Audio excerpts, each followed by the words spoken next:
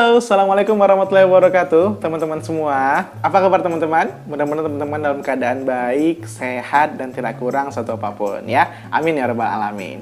Balik lagi nih di channel teman-teman, dan aku sangat happy banget nih teman-teman karena subscriber juga udah tambah terus, dan mudah-mudahan itu tetap konsisten ya teman-teman ya. Bisa upload video terus, terkhususnya tentang arsitektur ya teman-teman ya. Jadi untuk video kali ini teman-teman, aku bakal ngebahas tentang bagaimana sih cara kita untuk menentukan jasa arsitek yang tepat nih teman-teman, yang sesuai dengan karakter diri teman-teman itu. Nah, sebelum kita masuk ke tips-tipsnya atau cara-caranya bagaimana sih cara kita bisa menentukan arsitek yang tepat ini, teman-teman jangan lupa bantu aku dulu untuk bisa mengklik like, komen, dan subscribe-nya di video ini teman-teman, dan bantu aku terus untuk bisa meningkatkan channel ini menjadi lebih baik lagi ke depannya ya teman-teman ya. Amin ya rabbal alamin. Nah teman-teman, zaman sekarang ini kan pasti banyak banget nih dari antara teman-teman sendiri yang udah matang secara finansial dan udah punya beberapa aset-aset yang bisa dikembangkan menjadi investasi. Nah, salah satu investasi yang paling menarik zaman sekarang ini ya teman-teman ya, di kaum milenial itu adalah investasi saham atau investasi properti nih teman-teman. Nah, ada juga sih beberapa teman-teman yang masih investasi emas dan itu nggak masalah juga ya. Tapi yang akan aku bahas kali ini teman-teman adalah bagaimana cara teman-teman itu menanamkan investasi teman-teman di bidang properti atau di bidang yang berjenis rumah atau berjenis tanah dan sebagainya itu, dan memanfaatkannya dengan baik. Nah, kebanyakan nih teman-teman dari kita sendiri yang ingin berinvestasi properti itu pasti pengen banget memiliki hunian atau properti yang sesuai dengan keinginan kita. Nah, sebelum kita menentukan keinginan kita itu, pasti kita pengen banget didesain yang menarik oleh seorang arsitek dan mendapatkan rumah yang benar-benar sesuai dengan tipikal teman-teman sendiri. Nah, kira-kira bagaimana sih cara kita bisa mendapatkan atau menemukan jasa arsitek yang tepat nih teman-teman untuk diri kita dan karakter diri kita tersebut. Kali ini aku akan bahas gitu teman-teman. Jadi dari pembahasan ini, mudah-mudahan nanti bisa membantu teman-teman mengenal bagaimana arsitek itu bekerja dan bagaimana arsitek itu bisa menentukan dan menyesuaikan nih desain yang dia rencanakan dengan karakter diri teman-teman itu sendiri. Nah, sebelum kita masuk ke pembahasan kita lebih lanjut teman-teman, alangkah baiknya kita mengenal dulu arsitek ini tugasnya seperti apa sih gitu. Nah, dalam ruang lingkup pekerjaan arsitektur, teman-teman justru harus tahu dulu bahwasanya arsitek itu tugasnya adalah merencanakan.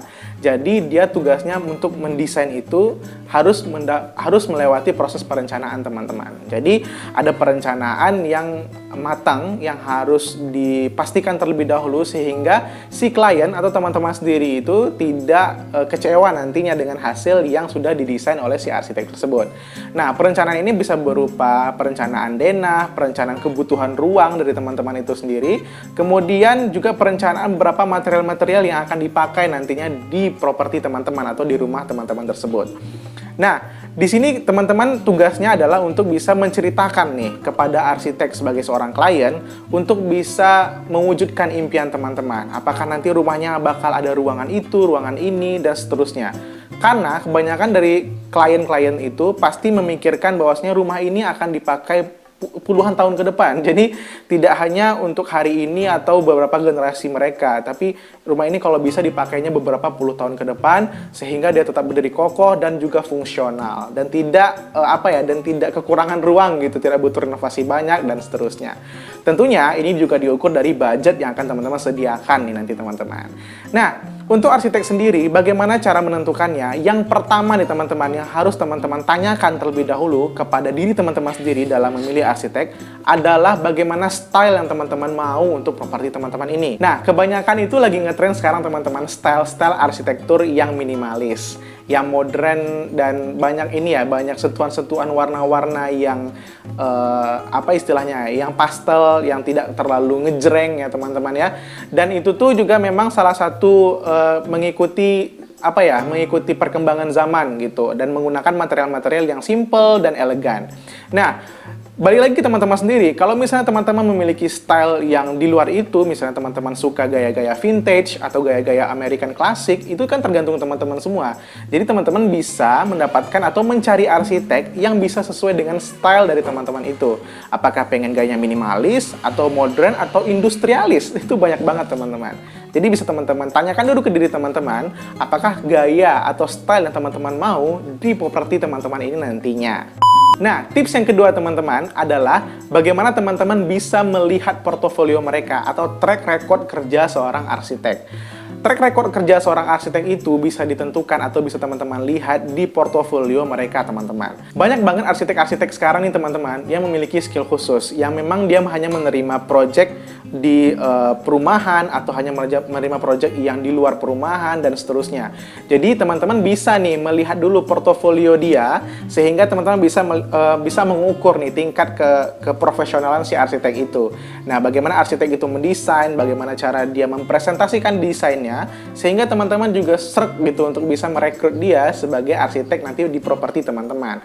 Nah, kebanyakan arsitek-arsitek itu di-hire karena dia memiliki track record yang sangat bagus di dunia profesionalnya, teman-teman.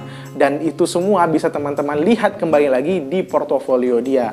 Apakah portofolio dia itu hasilnya memuaskan dari klien sebelumnya atau tidak. Sehingga teman-teman nanti tidak perlu ragu dan tidak perlu takut lagi mempercayakan desain yang akan teman-teman rencanakan itu kepada si arsitek tersebut. Nah, tips ketiga nih teman-teman adalah tentang bagaimana cara si arsitek itu mendesain. Nah, otomatis teman-teman pasti akan melihat nih dari portofolio yang teman-teman stalking tadi dari mereka, teman-teman akan melihat style mereka mendesain atau cara mereka mendesain. Ada yang mulai dari 3D dulu, atau ada yang mulai dari denah dulu, atau mungkin ada yang memulai dari sketsa-sketsa dulu, sehingga teman-teman bisa mendapatkan gambaran cepat nih bagaimana properti ini nantinya di kemudian hari. Nah, di situ teman-teman bisa menyesuaikan juga dengan diri teman-teman. Apakah dia cocok nggak ya untuk aku hire, bisa menjadi arsitek di investasi properti yang aku mau bangun ini, gitu teman-teman. Nah, tips yang keempat nih teman-teman adalah bagaimana feel teman-teman terhadap semua yang teman-teman lihat di awal tadi tentang diri dia, personality dia, bagaimana dia membrand diri dia di sosial media maupun di beberapa di beberapa platform-platform yang dia muncul gitu. Teman-teman bisa stalking gitu di media sosial karena sekarang kita kan terbuka banget nih informasi teman-teman. Dan yang paling penting yang kelima adalah tentang budget. Nah, ini yang paling sensitif teman-teman. Kalau teman-teman memiliki budget yang cukup besar dan bisa meng-hire arsitek-arsitek yang memang notabene-nya itu sudah memiliki track record yang cukup baik, teman-teman bisa meng-hire mereka dengan mempercayakan semua investasi properti teman-teman di tangan mereka untuk bisa mereka wujudkan menjadi desain yang sempurna. Tapi kalau teman-teman masih memiliki budget yang cukup, hanya sekedar ingin membuat rumah sederhana atau membuat rumah 2 lantai, teman-teman bisa menceritakan atau berterus terang kepada si arsitek bahwasanya saya punya budget segini, bagaimana budget segini bisa dikembangkan menjadi properti yang cukup dan sesuai dengan kebutuhan teman-teman semua. Nah, biasanya si arsitek itu akan mulai memikirkan nih teman-teman berapa dan bagaimana caranya atau material-material apa saja yang cocok digunakan di properti teman-teman nantinya. Sehingga budget dari teman-teman tadi akan lebih terfungsikan secara maksimal. Nextnya teman-teman, dari 5 tips tadi, mungkin teman-teman banyak yang bertanya, dari mana semua itu bisa kita ukur gitu, dari mana semua itu bisa kita dapatkan informasinya. Sekarang ini platformnya banyak teman-teman, si arsitek itu pasti punya perusahaan, dan perusahaan dia itu pasti juga memiliki media sosial atau memiliki web di internet ya. Jadi teman-teman bisa stalking aja dulu, terus langsung nggak ya dikenain fee kalau bertanya. Nah, biasanya kalau teman-teman cuman bertanya tentang berdiskusi aja ya, kalau itu istilahnya, berdiskusi tentang desain yang teman-teman mau, kemudian berdiskusi tentang budget yang teman-teman punya, itu nggak bakal dikenain fee selama si arsitek belum mulai mendesain nih teman-teman. Jadi teman-teman bisa diskusi lebih lanjut dengan si arsitek tersebut, apa yang teman-teman mau, apa yang teman-teman ingin wujudkan di properti teman-teman di kemudian hari. Nah, itu dia tadi teman-teman beberapa tips dari aku untuk teman-teman semua yang ingin memulai berinvestasi di properti dan ingin mendesain propertinya dengan baik dan benar. Nah, kalau membutuhkan jasa arsitek itu sebenarnya gampang banget teman-teman. Intinya mulai diskusi aja dulu ya. Jangan takut-takut dan jangan merasa, oh kalau hire arsitek itu mahal, langsung aja deh ke tukang dan segala macam. Nah, disitu teman-teman juga harus tahu dulu bagaimana posisi dia sebagai seorang arsitek dan bagaimana eksekusinya nanti dengan kontraktor atau pekerjanya di lapangan nih teman-teman. Oke?